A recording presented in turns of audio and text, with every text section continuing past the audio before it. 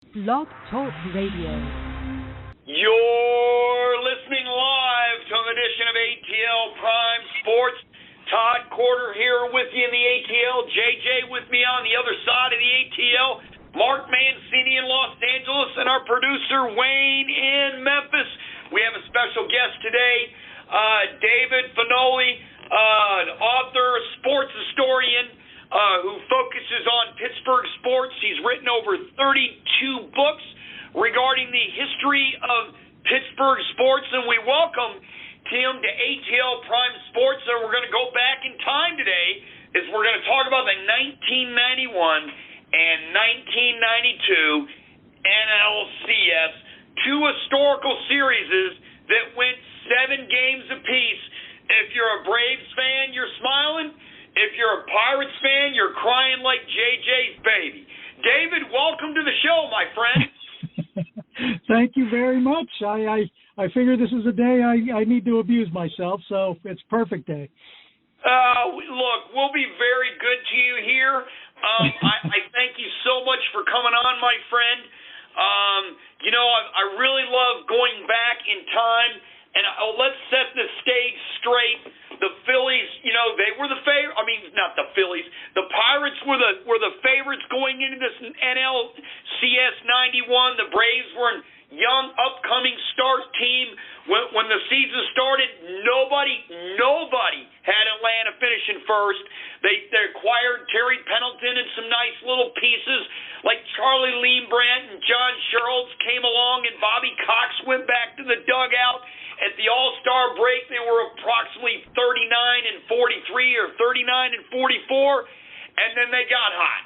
Steve Avery, Tom Glavine, and more importantly, John Smoltz, they were on fire. That set the stage for the 1991 NLCS, and it was a monumental 7-game series with the Braves winning it 4-3. And David, I want to get your perspective. We'll stick with the 91 series, guys, until the next round of questions. We'll all do a 91 series question. I want your perspective on the 91 series. Start with Game 1 and briefly go through Game 7, because this was supposed to be Jim Leyland's chance to get the Pirates to the World Series, because they had to overcome their rival, the Phillies, to get there, to win the division. Yeah, 91 was the middle of a three-year stretch where the Pirates won the division each year. They had a great nucleus with Bobby Bonilla, Barry Bonds, Jose Lean, Mike LaValliere, just a Jay Bell at short, but just a nice collection, good bullpen, good starting pitching with Zane Smith, who they got in 1990 from the Expos for Moises Alou. So they had a nice they had a nice combination of teams. 90, they ran into the hot bullpen of the Cincinnati Reds. Ended up losing that in 6 games. I remember Lou Piniella putting Braggs in center field, and I forget who hit the ball in Game 6, but Braggs was like 6'7", 6'8", put his glove over the fence and kept what would have been a home run in the stadium, and the Pirates ended up losing that game in the series. But in 91, there was no doubt. 90, they were a surprise. 90, they were the best team in baseball. And they came into the series against the upstart, surprising Braves. We were a confident group that the Pirates were going to get through this and win in 5 or 6. Started off well with a dominant 5-1 win in Game 1 at Three River Stadium. Steve Avery had a great game in Game 2, but then after losing 10-3, the Pirates won the next 2 games, seemed to shut down the Braves offense. Was coming back home to Three River Stadium, and we thought there's no way they're going to lose 2 games here. It's 1-0 going into this bottom of the 9th. The Braves clinging up to a lead. Pena on the mound. I believe it was Gary Varsho at third, if I'm not mistaken, with 2 outs in the bottom of the 9th. And Andy Van Slyke rips a Pena pitch that looks like it's gone. The Pirates are going to have a walk-off homer. They're going to the series. We're pumped up. And, boy, that ball just curved at the last second and went foul. And then Van Slyke looks at the third strike. And at that point in time, the Pirates were useless in Game 7. Smoltz ran up a shutout. John Smiley got into trouble in the middle innings, and they lost 4-0. And unfortunately, I was at that game to see the Braves celebrate, and was just crushed because I thought this was a Pirate team that certainly was among the best in the franchise's history. And but you get Barry Bonds, who was horrendous in the playoffs for the Pirates, just embarrassingly bad each year, hitting the 140s that year. When you can't depend on your big gun, who won 2 out of 3 MVPs during the streak, Pendleton becoming the MVP in 91 with Bonds finishing second. So really close to winning 3 MVPs in a row. But in the playoffs, he just couldn't do it. It was a crushing defeat. Really, truly was. You know, David, when I look at this series, and I remember it well, the Atlanta pitching was superb. I mean, they didn't allow the Pirates to score a run in Game 2. Game 5, the Pirates scored 1 in Game 5. They didn't score in Game 6, and they didn't score in Game 7. Steve Poisonavy, John Smoltz, Tommy Glavine, they were just magnificent. The Pirates really didn't hit the ball except for really Game 1 of the series. And, Atlanta, I mean, they got enough offense in Game 3. They broke out with 10 runs. They won Game 2 1-0. They won Game 6 1-0. And Game 7 4-0. They were the team that seemed to not only get the outstanding pitching, especially from the top 3, but they got timely hits in their lineup from Terry Pendleton and et cetera. And that just seemed to me the difference in the series. Absolutely. They got the clutch hits. Pirate pitching was good in the series, but except for the 10-run game, but it wasn't as good as Atlanta. When you can shut down an offense and shut them out 3 games, you're going to win 9 out of 10 series. And as I said, that was a tough one because I truly believe that goes down as one of the great teams in Pirate history. But unfortunately, a great team that didn't make the series. David, Mark Mancini out here in Los Angeles, when you looked at that 7-game series, I thought it was one of the best pitched 7-game series of the modern era. I mean, you had 3 1-0 finishes, you had 4 shutouts, and, as much as I hate to admit it, Steve Avery was the MVP. I mean, when you looked at what he'd done, he pitched 16 in the 3rd innings, he didn't even allow a run, gave up 9 hits, walked 4 while striking out 17. I mean, he was just like a legend killer for the Pirates, and he thought to that and the series. No, he was. I mean, they just, as I said, they handcuffed the team. I mean, the Pirates had their great. Jurjevich had under a 1 ERA. Zane Smith had under a 1 ERA. So they had some good starting pitching too. But your best hitters for the Pirates basically were your slap hitters. Right. I mean, Bonilla had a nice series. He's not a slap hitter, but he didn't hit in the clutch. Jay Bell was your best hitter at that point in time. Wasn't the 40 home run man he turned out to be in Arizona. LaValliere hit well, but again, Spanky was a slap hitter. So they weren't hitting well in the clutch. They weren't hitting for power. I mean, they only had 3 homers in the series, if I'm not mistaken, and that's just not going to get the job done, especially when you have a Steve Avery. I mean, that was the beginning of what would be one of the great starting rotations in baseball history. Tom Glavine and Avery, who ended up not being part of those rotations later on in Atlanta, but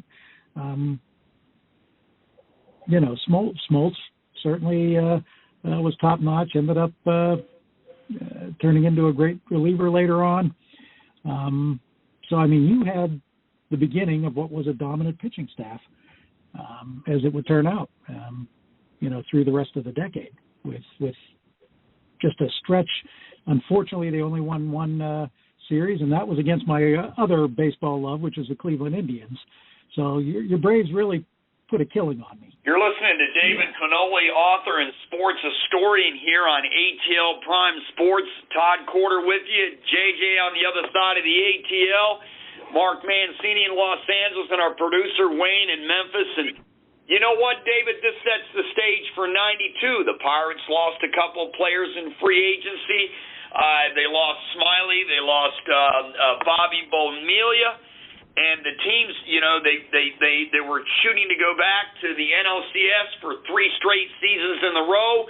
The Braves came off the heartbreaking Game 7 loss of the '91 series, the duel between Jack Morris and John Smoltz, which is historic as you can get. Myself being a Michigan native, John Smoltz pitched so well, and Steve Avery is also a Michigan native, so there was a little bit of Michigan connection there.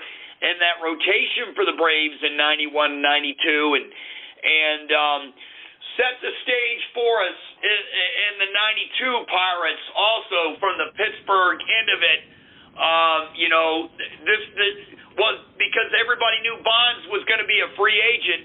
Every Pittsburgh fan probably knew this was their last chance to get back to the playoffs because of financial constraints. Set that stage for us before we go into the series. Well, '92, we had a nucleus of a good team. We weren't sure we were going to win the division at that point. Bonilla had been such a great player for us. Smiley, a 20-game winner. Our farm system was, cut down a little bit to get some players for that 3-year run. So, didn't know that we had the replacements to bring in, but we got we ended up having a great year. I believe we won either 98 or 96 games that year, and you just appreciated every bit of it because you knew Jurjevich and Bonds were gone, and as Jurjevich and Bonds were leaving, that was it. I mean, there was no way in '93 this team was going to win another division. So you had an exciting, I don't want to say unexpected division title, but certainly it wasn't a sure shot at the beginning of the season. They played their hearts out. Bonds ended up winning his second MVP for the Pirates. And you came in the series not as, I wouldn't have considered us the favorite going in. I mean, I had my doubts that they could beat the Braves with what they had on the field. So I wasn't necessarily expecting a World Series run until about midway in Game 7. I allowed myself to start to believe that. So it certainly was a different set of circumstances. After the '91 series, we were crushed, but we knew we had a shot to get back there. This was it for Pirates fans. Now, in your wildest imagination, nobody was going to say that this was the beginning of 20 straight losing seasons, a North American sports record. But it was. I mean, it was, and it was at the hands of a guy that was so beloved for previous 2 years. We don't talk about often about losing Sid Bream, but that was a big loss for the team. He was a nice player. He was a leader. He gave you everything he had. He was loved in Pittsburgh, and he was also one of the slowest athletes you could ever imagine. And the circumstances to not only lose the way they did, but lose with him running from second base was just I don't even know how to explain it. It just was a certain sense of it wasn't a reality situation in our minds, but somehow it just made a bad loss even worse, seeing it happen the way it did. You're listening to David Finoli right here on ATL Prime Sports, a Pittsburgh author and sports historian. David, it's JJ. It's good to talk to you. You mentioned the 91 series, not a lot of runs scored. The 92 series, completely different. Game 2, Atlanta scores 13 runs. Game 6, Pittsburgh scores 13 runs. Then the barn burner in Game 7. We know the saying down here, so I got to ask it up there. Where were you when Sid slid, David? I was in my man cave. The pictures you saw were of my office and the upstairs of my house. There's actually a man cave with about 3 times the amount of crap everywhere on the walls and on shelves. But I was sitting down there with my neighbor, and I had my buddy I wrote the Pirate Encyclopedia with, Bill Rainier. He was on the phone. We were talking about what we're gonna do for Game 1 of the World Series. Just having a good old time celebrating. And as Jose Lind, who was one of the great fielding second basemen in Pirate history, certainly a Gold Glove second baseman, makes an error. And all of a sudden, you felt the wind out of this team. I forget the umpire. One umpire left, home plate umpire left the game, who was ill. And I forget who it was who came in, and he had a small strike zone. And what was being called for most of the game all of a sudden was being shrunk. And Stan Belinda couldn't seem to buy a strike. But if Jose Lind makes that play, the game's over, and, we're celebrating the championship we thought we had. So it was just a weird set of circumstances. I was sitting in my basement when Bream scored. We stood in front of, I turned off the TV. We sat there for a half hour silent. My neighbor got up, said nothing, went out the door, and, I walked upstairs wanting to punch something, but kept my cool and was hoping this was just a bad dream, and woke up the next morning and it wasn't. Wow. That's a How about you guys? Where were you? Of it. I can tell you where I was real quick. We got about 13 minutes left in the show. You're going to like this one. As you know, David, my wife, his family is from Pennsylvania. Yep. Actually, I was in my second apartment sitting downstairs watching the game with my wife and her cousin, who's from Denver, PA, and her husband, who's from Boston. They were all rooting for the Pirates, right? And then and my neighbor upstairs was a diehard Braves fan. When Sid Bream slid in and he was safe, I heard a pounding upstairs. I thought there was an earthquake. He come running downstairs, dashing through my door, and I didn't know either he was going to jump in my arms or my wife's cousin or husband were going to cry. I mean, it was one hell of a situation, and I'm just standing there going, "Welcome to Atlanta, Todd. Welcome to Atlanta baseball." And we went from that standpoint to the first game of the season, David, where I went into the game. I had a job in downtown Atlanta at the time. I went into Atlanta, Fulton County Stadium. I went with a friend of mine, a good friend of mine today. He said, "We'll show up in the bottom of the first inning or the top of the second." I said, "Why? I'm never late for a baseball game." He said, "Watch this." We went over there, and the ushers handed us free tickets behind the Astros dugout, about 3 rows. It costed nothing. Needless to say, by August of that year, when the Braves were turning around, you couldn't get a ticket. That was the contrast in 91. I could imagine. Wow. Welcome to Atlanta baseball. Today. Absolutely. Hey, David, let me ask you real quick before Mark goes. When I say the names Sid Bream and Francisco Cabrera, what do you think? Well, we can't mention the latter person in Pittsburgh. It's a cardinal sin, and Lord knows if we mention that name, I can't even mention the name Miguel Cabrera because of the similarity. But I pretend he didn't exist in baseball history.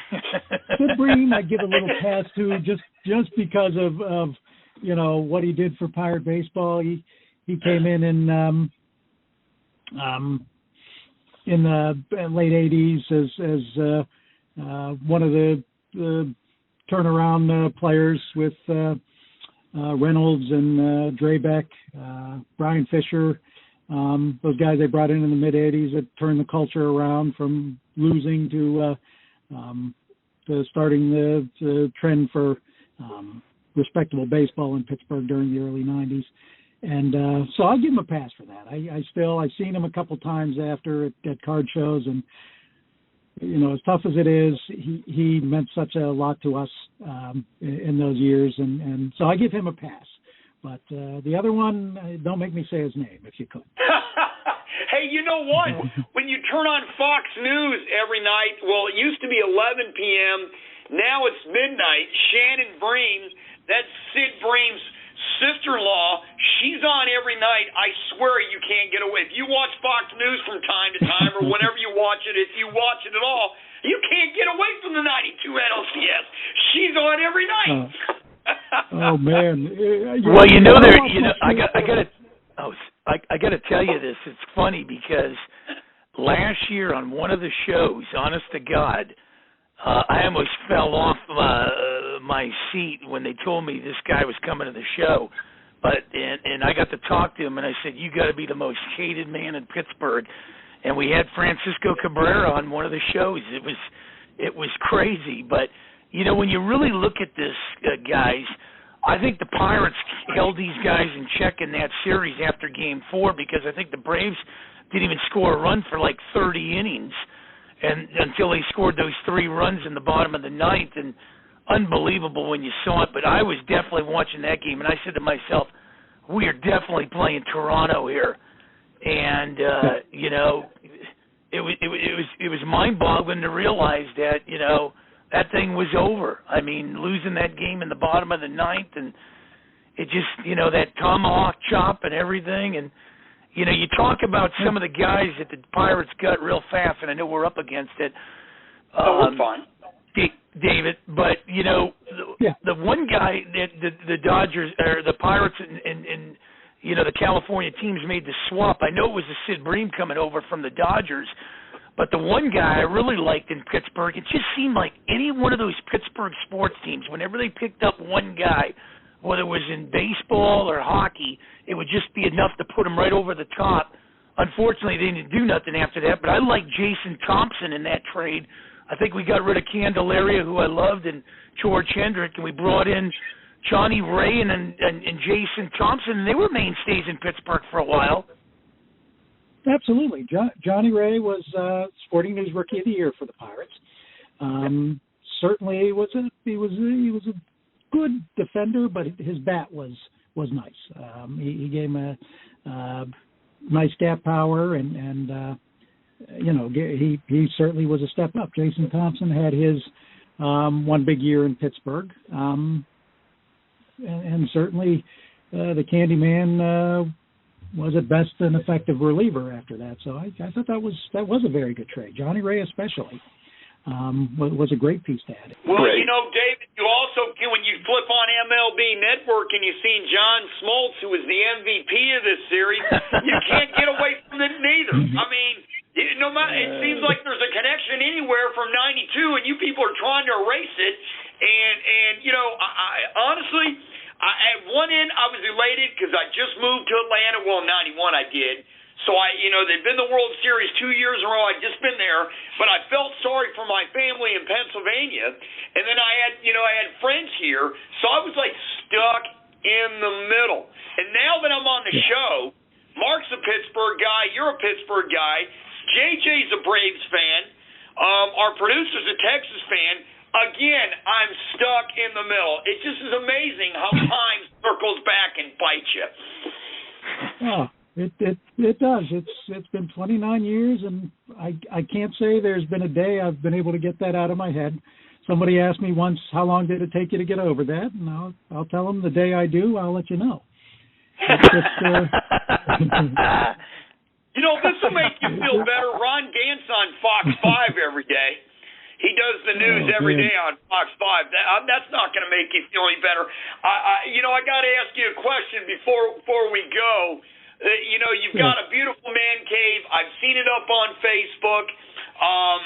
I've got to ask you. I got to mess with you. I did it yesterday on Facebook. I'm messing with you today because I'm a native of Michigan. I saw the big S, the football big S. It looks like a Michigan State helmet. Tell me it's not, because you're a Michigan football guy. Please tell me that's not Michigan State. It is. Trust me, there is nothing Michigan State or Notre Dame in that place. So no, it's a Slippery Rock, who is idolized by Michigan fans everywhere. They in the 1970s, they thought the name of the school sounded so funny that they decided to start announcing the score of Slippery Rock football every week, and then they invited Slippery Rock up there a couple times to play in the big house. And if I'm not mistaken, it still is the all-time Division II attendance records for the Slippery Rock games at the big house. I think they drew over 60,000 fans tonight. Or at Slippery Rock at halftime of every Michigan home game today, they still announce the Slippery Rock score.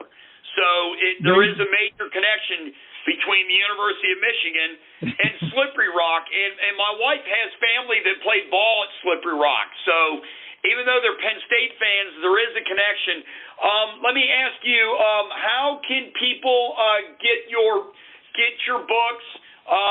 We want to promote them while on the air because we have less than 4 minutes left. Tell us a few of them, and tell us how we can get them.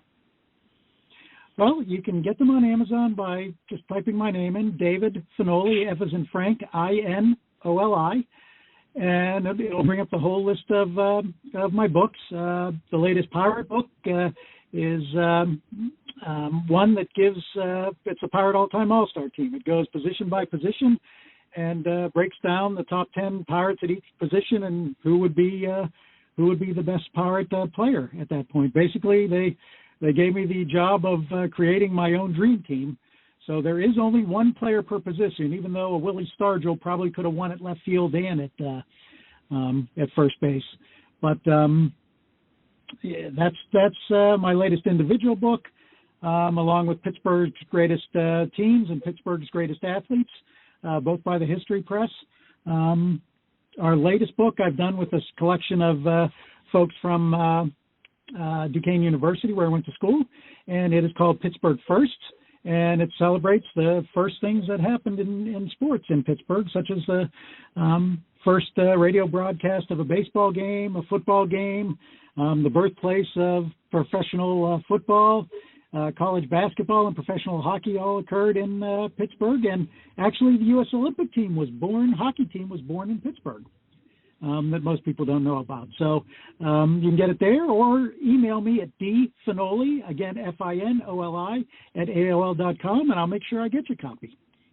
All right. Yeah, put that also out there on Twitter. I know you don't use Twitter very often. If you tweet it out, I will retweet it for you, and I know that JJ will retweet it on the ATL Prime Sports account, and we'll see if we can get some traffic there for you, too. But I do have a positive note since, 92 was so negative. A lot of folks here, when they go to Falcons games, and Pittsburgh's in town, it's the ketchup bottle South. There are more Steeler fans in the stadium than there are Falcon fans, and you can hear the chant like you're in Pittsburgh, here we go, Steelers, here we go, and you can hear it really good. We've got less than a minute, so answer this in 20 seconds. I asked you yesterday, I'll ask you today, I asked you off the air. Is Three Rivers way better than the ketchup bottle? I bet it is. It wasn't even close. Three Rivers was enclosed. It was the loudest single place I've ever been at, and it created such a huge advantage for the Steelers. It's hard to explain, but Three Rivers by far was a better football facility. I believe it. It takes me back to when I go to watch the game as a kid. David, thanks so much for coming on today. I know you're the new co-host on MLB Diamond Talk. starting May 4th. That'll be here on Blog Talk Radio, so you can listen to them then at 1-347-205-9631. Thank you, everybody, for listening in. I'm Todd Corder. Mark Mancini's in Los Angeles. JJ's on the other side of the ATL. Wayne, our producer, is in Memphis. We'll talk to you guys next week. Have a great weekend, everybody, and thank you, David, for coming on.